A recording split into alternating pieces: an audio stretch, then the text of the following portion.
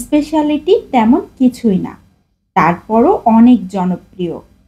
আমি কিভাবে রান্না করি সেটাই আজকে শেয়ার করছি। খেতে কিন্তু অসাধারণ টেস্টি হয়। প্রথমেই একটা রান্নার প্যানে ৩ টেবিল চামচ সয়াবিন তেল দিয়ে দিয়েছি।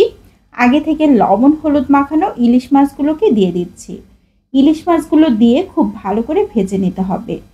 তো আমি কিছুক্ষণ রেখে দিলাম, একটা সাইড খুব ভালো মতো হয়ে গিয়েছে। এখন আমি উল্টে অপর সাইডটাও একইভাবে ভেজে নিচ্ছি। ইলিশ মাছ ভাজতে খুব বেশি সময় লাগে না, আর এই রান্নাতে আমি খুব বেশি কড়া করেও ভেজে নেব না। ভাজা হয়ে গিয়েছে দুইটা সাইড একই রকম। এখন আমি একে একে সবগুলো মাছ উঠিয়ে নিচ্ছি। মাছ থেকে অনেকটাই তেল বের হয়েছে। প্যানে যে অবশিষ্ট তেল রয়েছে সেই তেলের মধ্যে নিয়ে নিয়েছি কাঁচকলা। কাঁচকলাগুলোকে খুব ভালো করে কেটে তারপর ক্লিন করে ধুয়ে নিয়েছি। লবণ হলুদ দিয়ে দিয়েছি। এখন তেলের মধ্যে নাড়াচাড়া করে বেশ কিছুক্ষণ ধরে ভেজে নিতে হবে। কাঁচকলা ধোয়ার কিন্তু খুব সুন্দর একটা পদ্ধতি আছে।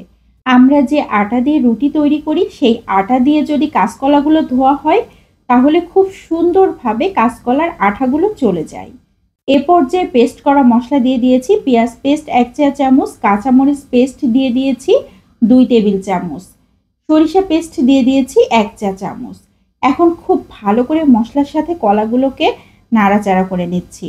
এ পর্যায়ে কষানোর জন্য পানি দিয়ে দিচ্ছি। আমি এখানে 1 কাপ পানি ব্যবহার করেছি। এখন নাড়াচাড়া করে ঢাকনা দিয়ে ঢেকে রান্না করে নিব 6 থেকে 7 মিনিট। এই 6-7 মিনিটের মধ্যে পানিটাও প্রায় শুকিয়ে যাবে আর কলাগুলো খুব সুন্দরভাবে সিদ্ধ হয়ে যাবে। এখন অনবরত কিছুক্ষণ ধরে নাড়াচাড়া করে নিচে যে আলগা পানি আছে সেই পানিটাও শুকিয়ে নিতে হবে। মশলার সাথে কলাগুলো যখন খুব ভালোভাবে কষানো হয়ে যাবে সেই পর্যায়ে এখানে ঝোলের পানি দিয়ে দিতে হবে।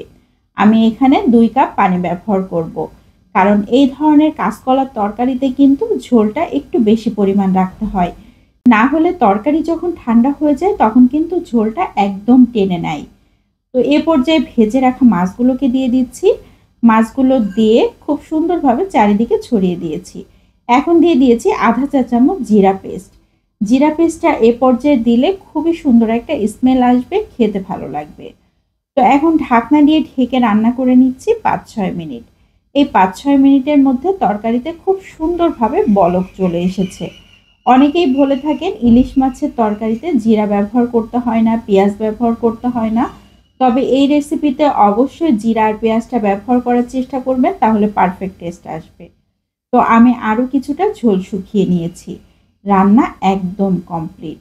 গরম গরম ভাতের সাথে কাঁচকলার এই ঝোল তরকারিটা খেতে এত বেশি টেস্টি হয়, যারা এভাবে খেয়েছেন তারা তো জানেন, আর যারা খাননি তারা একবার হলেও এভাবে রান্না করে দেখবেন।